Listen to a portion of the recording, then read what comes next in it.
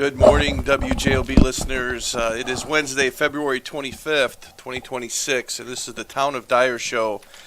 I am your host, Dave Hine, Town Manager, and I have two guests with me today, Public Works Director Jeff Dvorak and our Historical Society Volunteer Committee President, David Halechko. So we'll bring you a variety of topics today. We'll try to keep on the agenda so we keep you interested. A couple of announcements to start out the program for us, our Dyer residents. We are starting the Best of the Region program again. We are in the category for Best Place to Live, and we're shooting for our fifth year in a row. So make sure starting February 26th tomorrow that you vote early and vote often. You can vote by texting 929 to 219-697-6667. That'll be in the newsletter. That'll be on our text messages for anybody that signs up for that. But we're very proud to be shooting for a fifth year in a row to just highlight that we believe Dyer brings a great quality of life and a great place to live. So please make sure you vote early, vote often, and you can text or log on and vote on the internet. Our Summerfest is also a go for this year, June 11th through June 14th at Central Park. We always have a great crowd. We're looking forward to it again. We're lining up the bands right now. Our amphitheater sound venue will be up and running for the first show there, so we're very excited about that to bring our residents and our attendees a new stage for the fest. We can segue a little bit into that Central Park and the fest with Public Works Director here. Behind the scenes setup for that is just amazing at what Public Works can do. Absolutely. Yeah. Will you guys start setting up for that a week early? Oh, it's about 3 or 4 weeks early, actually, getting all the materials together, getting electrical equipment set up, just planning out schedules and stuff like that. So it's a lengthy process, but it's well worth it. Good. Yeah, again, behind the scenes to put something like that together is enormous planning. Kudos to our committee, our volunteer committees that help out with the Summerfest, and all our staff. Put many hours in to bring you that festival. Forms of communication that we get everything out on in town. We do have the website, townofdyer.com. We have a monthly newsletter that goes out to all of our residents and utility subscribers. We have our text program. We text highlights for traffic, water, main breaks, festivals.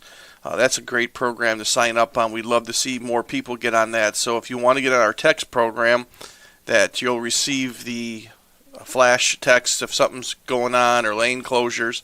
You text the word Dyer, D-Y-E-R, to 219-215-4304, and that'll get you signed up for the text program. We send out a couple texts a week, probably anywhere between Calumet Avenue closed for NIPSCO, Route 30 closed for NDOT. It will text some festival reminders or fireworks program, so it's a pretty good program to get on. Our radio show is also another avenue for communication. We do this the fourth Wednesday of every month. It seems like we've been doing this for quite some time and kind of perfected a little bit. I remember the nerves and butterflies of the first couple episodes, and we seem to be rolling pretty smoothly with it. And our social media. So Facebook, if you have that, our social media is a great way to get out what we have. We have brought in a couple things on Facebook that we kind of repeat. We do, it's called Around the Town. Around Town, we kind of highlight some stuff that people that have lived there may not have an idea of where some things are. We've done a history of some street names before. I think one of the previous episodes, we even make sure we highlight that we have a historical museum downstairs, and David will be talking about that here in a little bit. But it's a great way to keep in touch with the town that you're in. Although it doesn't feel like the last couple days, the spring is definitely peeking out around the corner here, and with that brings almost a whole change of operational plan for Public Works. So we'll talk a little bit more about what the residents will see and what they can feel the difference between winter and spring as far as our Public Works operation. Jeff, if you want to kind of talk and wrap up a little bit about what the winter was for you. So yeah, again, winter started a lot earlier than typical this year. Again, it started right around Veterans Day last November. So again, because of that, early snowfall and such like that, we were not able to attack all the leaf removal and limb removal as we typically do in previous years. So again, right now we're in the process of performing leaf removal. We had some decent weather last week, so we've been able to really knock a lot of the piles out from around the north and south sides of town. So again, we Now, got that. that's a good point. So to leaf vac, you have to almost switch The concentration yes. from the equipment from being all plow ready Correct. over to leaf vac. So it's not just wake up in the morning, oh, it's 60 degrees in northwest Indiana, even though it was yesterday snowing, let's do leaves today. So Yeah, it's a process. So again, when we have our standard trucks and all that stuff, we have it usually with our plows on there and our V boxes for our salt applications. So again, if we want to switch over to that leaf removal process, it's basically a day process where we're dismantling those trucks and then putting the leaf equipment removal stuff on those trucks and then going out and doing those services. So again, it's a lengthy process. So it's, as you're absolutely right, it is not a simply just flip a switch and go over to the next thing. So you can't be plowing in the morning and leaf vacuuming at night, right? Technically, no. Yeah. Again, we have had situations where we've left the plows on and put the leaf vac on the back, but it is not the proper way to do it. So, but What on a typical snow where you get, we kind of gauge it on a more than 2 inches becomes where we need cars off the streets. Correct. And probably an all hands on deck. Correct. How many plows would you have out during a typical snowstorm? Typical snowstorm, we have 9 routes, and we have we try to have those 9 trucks in those areas, and then we actually usually sometimes even have a 10th or 11th truck with the pickup trucks and stuff like that doing parking lots and helping out on sidewalks and such like that. So again, that's for anything greater than 2 inches, and anything under 2 inches, it depends on how much ice and such like that. So we may be able to handle that with half the amount of the trucks out there. So anywhere from 4 to 6 vehicles at any given time. Okay. And obviously a snowstorm kind of interrupts your daily operations or your schedule. Correct. So let's say, for instance, we do have a Northwest Indiana episode, and today was supposed to be a chipping or a leaf day, and then that had to turn into a plow day. Does that throw your schedule completely off, or? It does and it doesn't, because again, we all try to keep tabs on the weather a lot. So again, unless it's something that is totally unseen on the weather front, which rarely doesn't happen now these days, with the Weather Channel and such like that, we are able to kind of make those adjustments pretty much on spot. So again, we tend to look 3 to 4 days ahead to see if we can make sure that we're staying on track with weather and such like that to maximize our work load. So any typical snow event that interrupts the operations, you have to dedicate at least 9 or 10 personnel. Correct, and sometimes it's the entire crew. Again, that's individuals from our treatment plant to building services. So again, it's kind of a all hands on deck kind of thing. So, does it ever get you worked up a little bit when you may know there's 10 or 11 plows zipping the streets, and someone may post or communicate on something that says I haven't seen a snow plow, they're not out? It's one of those things where it doesn't bother me. I know we're out there, so again, I just try to keep positive, and we try to make sure that we try to hit all the areas as quickly as possible. But again, we have to focus on the mains first because that's the primary roads, and then we hit the secondary roads afterwards. But again, everyone gets good point. Gets taken care of as soon as possible. So there are grids, there's routes, there's patterns, there's maps. This isn't just drive around and hit the streets where your friends live at, right? Absolutely okay. So it's an organized effort, and you said you hit the mains first. That's important to understand that the subdivisions are after the mains. So priority is to clear Hart Street, Sheffield, Calumet, 213, the bridge. School plays a lot in if school's in session. It plays a lot into it. And on top of that, you need to clean the public buildings that are Town of Dyer responsibilities as well. Our EMS building, our fire stations, and again, our town hall as well. So again, we try to, and even our own complex, we have to kind of keep organized as well, because again, if we don't take care of our own lot, then we can't respond quickly enough. Now, every episode, do you apply salt? This is one of the questions that came up. Is the salt a technique that's based on temperature and condition, or is it? Again, we pre-treat our roads when it applies. So again, if we know that it's not going to be a lot of rain or stuff beforehand, we will pre-treat the roads. That'll give us a few hours extra, for response and such like that. And typically, if we have a snow incidence where it's half an inch or less, or it's ice, we will be salting more in that situation. It's when you start getting the snow accumulation is where you have to stop applying salt and then start plowing. So again, there's a fine line between when that changeover is. Great. because you don't want to waste assault. Great. A little tidbit fact. So you pretty much, how many square miles of roads? I think it's Well, up to it's 65 linear miles of road. So again, Okay. and it's Linear twice. miles, I'm yeah, sorry. so it's 65 linear miles, and that's each side. So it's literally 130 miles of road. with over 6 square miles in town. Is, Yep. So and Route 30 is not your primary It is not. responsibility. However, you will see a plow truck drop a plow if they're cutting through there. Obviously, Our policy is to, when we have a chance, we will assist NDOT with their operation there, because again, they have the entire state, so we do help out with that. Great, great. So you're also responsible for the traffic signals through town. We only have a couple of them. Route 30 is control of NDOT. So if you see a flashing, blinking town light, that's Yep. our responsibility That is our as well. responsibility, You have yep. a crew that comes out on the 24-hour call. Yep, we actually have a crew, that's our own crew, and then we also have an outside contractor that takes care of the technical work, because again, our guys are not technicians when it comes to that, but at least we're able to assist them with shutting off power or helping them out with that. Great, great. So we mentioned leaf vac and chipping. That is not a required service in all towns. It's an optional service that we do here in the town of Dyer. So we try to keep up with it. We try to maintain it, and hopefully we'll keep it in our operational program for time Absolutely. to come. But it is taxing as far as on the manpower and the equipment. One of the things I'm very happy and proud of is I think back in 2021. When we kind of all got together as a team, I think we started the garbage pickup around town Correct. program, which is amazing. You have one employee, one real dedicated employee that's out there all the time, Correct. and then you get some seasonal help in the summer, which Yep. is a nice way to get some of the college kids there.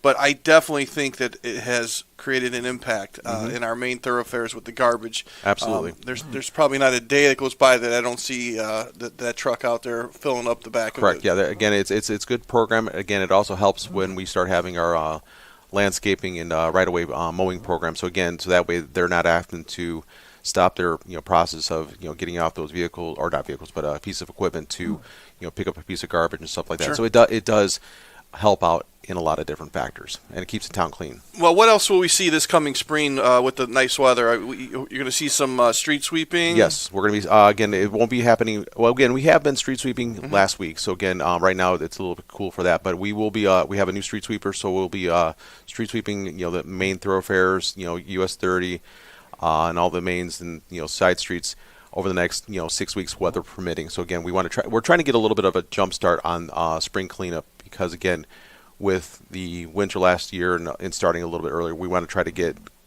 caught up a little bit sooner, so that way we're not going so far into April, so far behind. So again, we'll be seeing that street sweeper and leaf removal and even branch pickup. We actually started with that way earlier than we typically do in previous years.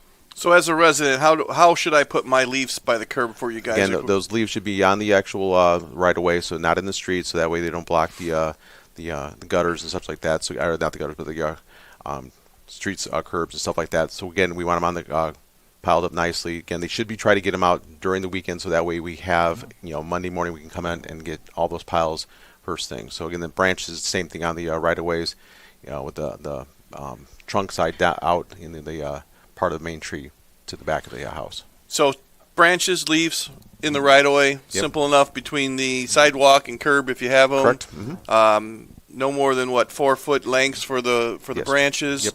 And the leaves, don't get them in the gutters. Operations Director Lane will appreciate us mentioning that because we want to keep that storm water flowing.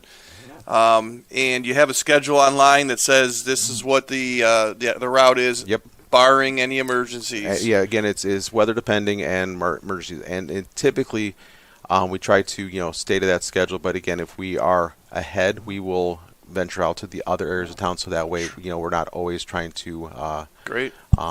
be proactive with that. Great. And more to come will be some lane striping and Yes. some crosswalk painting. Yep. So again, that's what we're working on right now. Some specifications to get the some main thoroughfares through the south side of town getting done, and then as well as doing some crosswalks throughout the town as well. So that'll be coming in probably April, May when it's all going through. So Always great to see some fresh paint on those Absolutely. crosswalks by the Absolutely. schools and all that. Yep. Great. We do have some road resurfacing projects coming up here. We are actually finalizing some bids this week. Once we settle in on the contractor, we'll be getting some information out to the streets affected. But once again, we've committed to some infrastructure in town that'll bring resurfacing a handful of streets. So we'll be announcing those when the bids are open this week and the vendor is selected. Always a great time of the year for when you hear that your street's being done, and probably the worst time of the year is when your street's actually being done. Yeah. You get disrupted a little bit. We do our best to try to work through garbage days, mail days, and any kind of traffic, but we do recognize it is an inconvenience, but it's a happy inconvenience because at the end of it you get a nice new street. The two differences, there's a road resurfacing and then there's a road full reconstruction. Resurfacing is probably a good couple week disruption. Correct.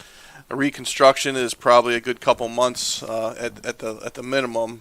There's underground needs to be done, and the cost is quite a bit different. So check the list that'll be released once we get our bid opens this week, and we'll get the streets identified and the vendors selected. So any other springtime activities that definitely tell the residents that spring is near us? Again, like I said, we officially, spring cleanup is the first usually week of April. So again, the Public Works will have a date on a Saturday. So for any individuals that want to, town residents, to bring in, their household waste that they want to, we'll have that date soon. So that's going to be coming up shortly. But we're going to keep on leaf removal and limb removal to keep everything going. On a typical leaf day, how many leaf vacs are out there? Anywhere from between 2 and 3. We have a total of 4. So again, right now we're usually 2 to 3 per day. Okay. And if a resident happens to see that they may have inadvertently been skipped or anything like that, just call the office. Yes, please call the office and let us know. And again, most of the time when they've been skipped, it's because we're dumping the truck, so they'll be right back very shortly. So. Yeah, I've seen that a couple complaints. They stopped right across the street and then they left. Well, when the truck's full, the truck's full. It's like a vacuum. So, exactly. But if they accidentally miss it, just give a holler and you'll put them on the list right back there. out And there. that number will be 219-865-4222. 4222, and you'll talk to Public Works and they will take care of you right away. Let's shift gears over to our other guest here. This is volunteer committee president of the Historical Society, David Halechko. Welcome, David. Thank you, Dave. So, before you get into your role and purpose there, why don't you give us a little bit of history background? How are you a history buff? You school, college? So for history-wise, how I got into history is ironically through Kayla Middle School with Mr. Skaggs, in which we were doing a little bit of ancient history. That's when I finally had that moment to say, whoa, how did it get to this? Why was it like this, more so speaking? Sure. But right now I have a bachelor's in history. I went to slightly south, Purdue Northwest, or formerly Purdue Calumet, more so speaking. Great. So I think you've been on now, was it just over a year, or right around a year? Yeah, I've been doing it. I was elected last year and elected again last year around January, in which we're trying to.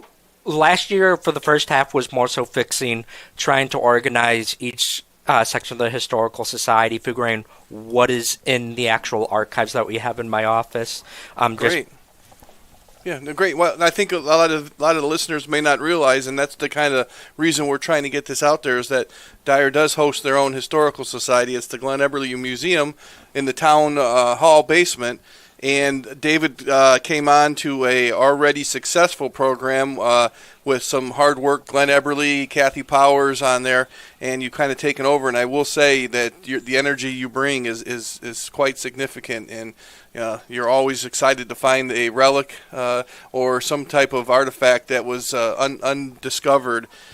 I think residents that may not realize that we have our own museum may have some stuff around their house that is of interest to us of preserving some history. So if I'm a resident going through my stuff and think, wow, Dyer may want this, or I'm cleaning out my parents' house because maybe they moved to Arizona or something, how can they get in touch with you and maybe get this items donated to you? So normally what they do is they call the number, the Town of Dyer number specifically.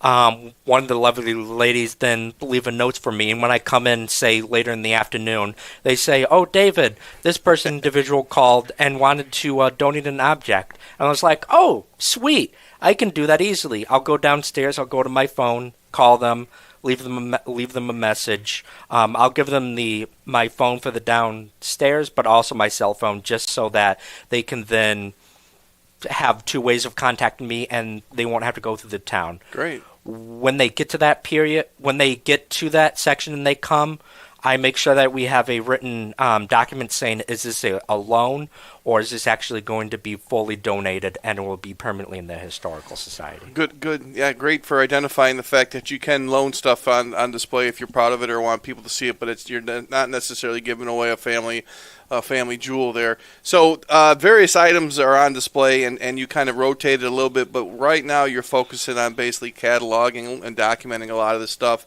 There's a lot of stuff, and what our end result is to somehow be able to electronically kind of go through that catalog. But your first step is just pretty much identifying what you have all down there and kind of getting an eye on it. Some of the things that have kind of come your way most recently that I've seen you get excited about is like a family member of one of the original families in town will reach out and say, "Hey, I'm stopping by." So can a family say, "Hey, I'm coming in town. How can I see the museum?" I know you don't have set hours as of yet, so they can reach out and schedule a time to meet and tour it. Correct. I'm normally at the Historical Society Monday, Tuesday, Wednesday, 1 to 4 or 2 to 4, but we do also have after hours from 5 to 8 on the third Thursday of every month. But when I do get the permissions from our lovely town manager, I can sometimes get them opening during the weekend. Yeah, great. So I'd say right now we're flexible and we'll work with anybody who wants to come. You've got a couple trips with some of the local senior housings in town where they come up and visit it. How's that gone for you?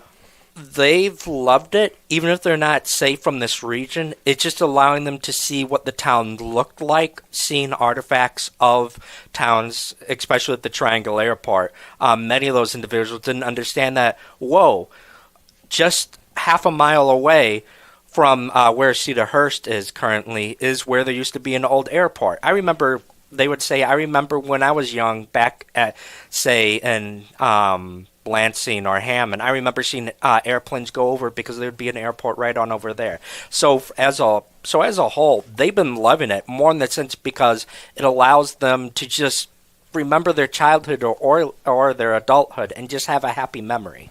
Yeah, that's a good point. I think getting the word out there kind of sparks some memories and kind of makes you think that your stories will live on if you become a partner with your historical society there. I grew up in town, and I always called it Airport Road.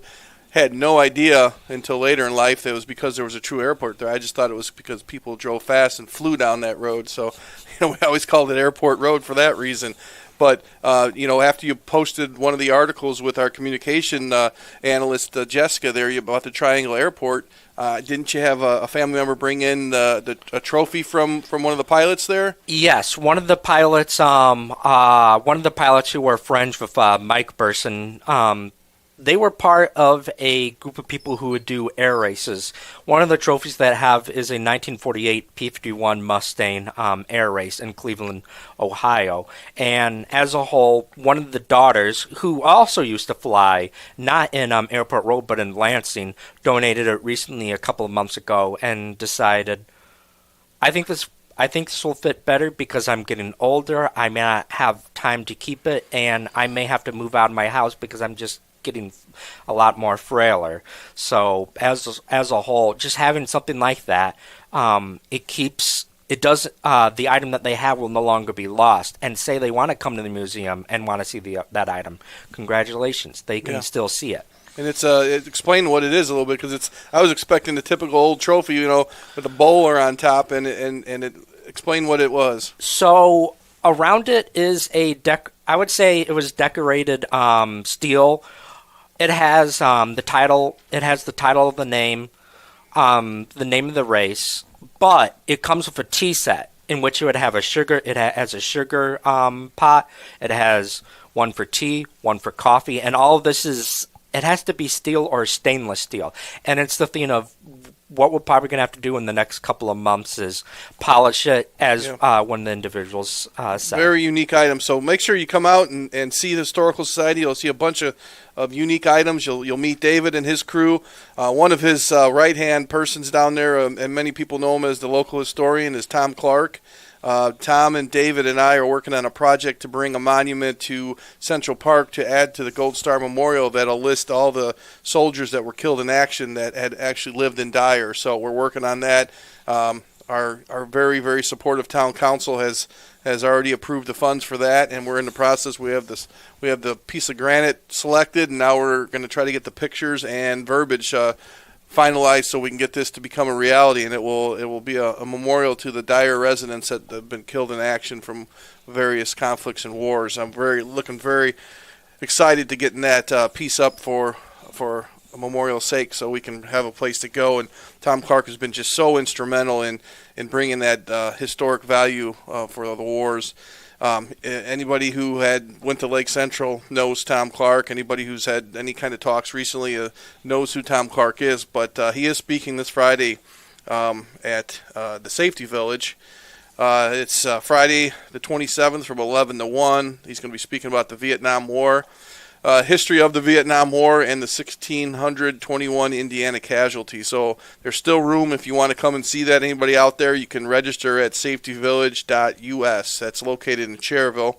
It's called safetyvillage.us is the website, and you can link on there and register. It is a free program. You'll really get some great information and some insight from one of our historians locally here, Tom Clark.